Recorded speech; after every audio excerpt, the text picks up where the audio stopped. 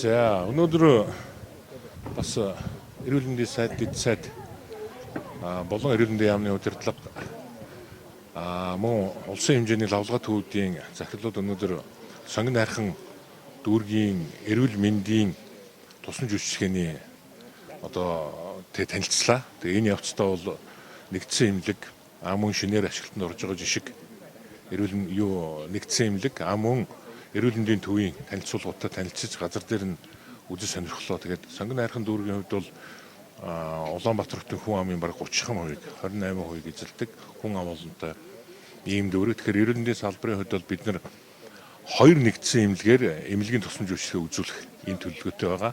Нэг нь бол энэ нэгдсэн эмнэлэг, нөгөөх нь одоогийн эрүүл мэндийн төв. Тэнд бол дахиад хэвтэн эмчлүүлэх ортой стационарын барилга баригдаж байгаа. Ингээд энэ оны 4-р улирлэхэд бид нар сонгон хайрханд хоёр нэгдсэн эмнэлгийг тусламж үйлчилгээ ард иргэд үзүүлэхээр зохион байгуулахын төлөвлөгөөтэй байгаа. Тэгээд энийг бол ганцхан дүүргийн түвшинд шийдэж чадахгүй, нийслэлийн түвшинд эрүүл мэндийн яам энэ дээр бол тодорхой дэмжлэг үзүүлнэ. Ялангуяа энд ажиллах эмч мэргэжлийг сургах, сэлгэн ажилуулах энэ чиглэлээр бол нэлээд тийм тодорхой шийдвэрүүд гарч ирсэн. Энэ дээр бид нар улсын үндэсний төвүүд мөн 1 2 3 дугаар эмнэлгээс өндөр мэргэжлийн эмч нарыг манай нийслэлийн эмч нартай хамтран ажиллах байдлаар ажлын байран дээр нь сургалт дадлагжуулалтыг хамт хийх ийм төлөвлөгөөтэй байгаа. Энийг бол эхлүүлээд явах төлөвлөгөөтэй байна. За барилгын ажил маань ерөнхийдөө бол дуусах шатанда байна. Зарим нэгэн гадны мэргэжлүүдийн угсрах зарим нэг том төхөөрөмж зүйл дээр бол бас тодорхой хүлээлт байна. Бусд нь бол ерөнхийдөө барилгын ажил бол үндсэндээ дууссан байна.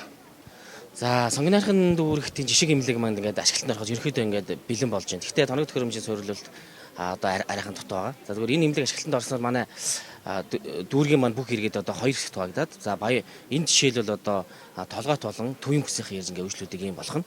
За хамгийн гол ач холбогдолтой тал нь юу гэхээр зэрэг энд бүх нарийн мэргэжлийн бидний төвийн эмнэлгүүд дошил үйлчлүүлдэг гэсэн олон төрлийн үйлчлэгээ бүгдийг энд үзүүлдэг болох. Дээр нэмээд доторх эмнэлгийн тэр хэвтэн эмчлүүлэх дасаг, тэр амбулатор, тэр бүх асуудлууд нь олон улсын чанарын стандартыг хангасан маш өндөр түвшинд зарим нэгдсэн төв 1-р ч юм уу 1-р эмнэлэг ч юм уу 2-р эмнэлэг ч юм уу байхгүй тийм тухтай орчинтай, тоног төхөөрөмжтэй, тэр агаар жуулчийн системийн тийм орчин үеийн шаардлагад нийцсэн ийм том эмнэлэг дүүрэгт ашиглалтанд орж байна. Энэ бол Монгол улсын хэмжээний жишг эмнэлэг болж байгаа. Зураг төсөл бүх юмыг барууны компаниуд хийсэн. Тэгээд гүйцэтгэгч нь өөрөө бас Австрийн компани гэдэг. Ингээд явахаар энэ бол асар олон давуу талтай ийм зүйлүүдийг сонгон найрхан дүүрэгт бий болгож байна. Тэгээд ер нь бол сонгон найрхан дүүргийг эмнэлгийн үйлчлэгээний чиглэлээр жишг ийм үйлчлэгээтэй дүүрэг болох юм зорилго тавьж байгаа гэж нийслэл эрүүл мэндийн газрын дарга ярьлаа. Тэг үүнд ч гэсэн бид их баяртай байна. Дүүргийн маань иргэд эрүүл мэндийн үйлчлэгийг ямар нэгэн байдлаар цаг алдалгүй хугацаанд нь хамгийн гол нь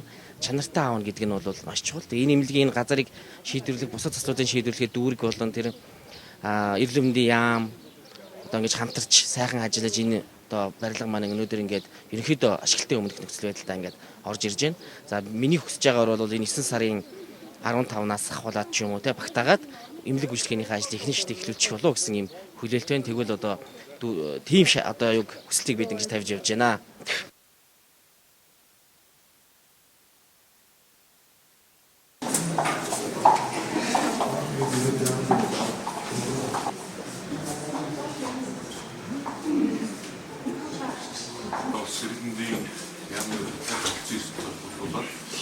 Хоёр шаттай танилцуулга хийгдэн. Шилдэг ханаас ирээдүйн асан зэрэг нэгцэн юмгаар асан зэрэг танилцуулга. Сайд дэд сайд бусад зочдтой их баярлж байна. За сая хэд манай сонгон хайрхан дүүрэг 320 гаруй мянган хүнтэй Монгол улс schedule was updated. So this is ways so our project has a lot of бүгд энэ үйл ажиллагааг өндөр түвшинд авч явах боломжгүй маа.